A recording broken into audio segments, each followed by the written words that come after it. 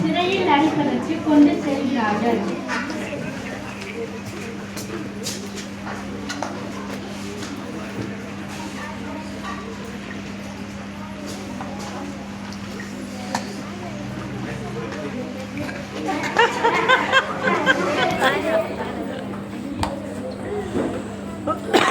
ராணியின் காட்சியமை திருடியதற்காக கோவலனை கொன்று விடுகிறார்கள்.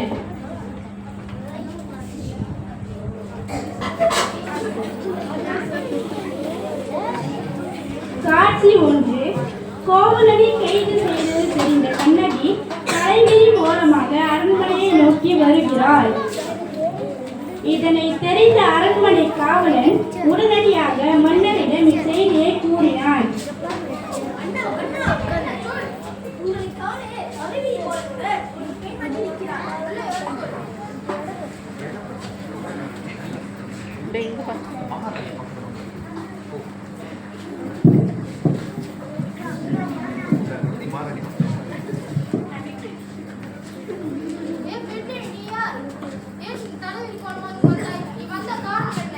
மன்னாதி மன்னா, நான் யார் என்று உமக்கு தெரியவில்லையா?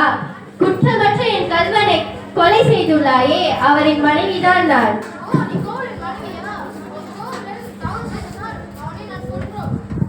இல்லவே இல்லை, என் கணவன் குற்றமற்றவன்.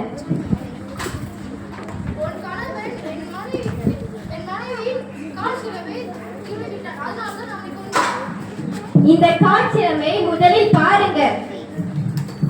இது மாணிக்க பலர்களால் ஆனது.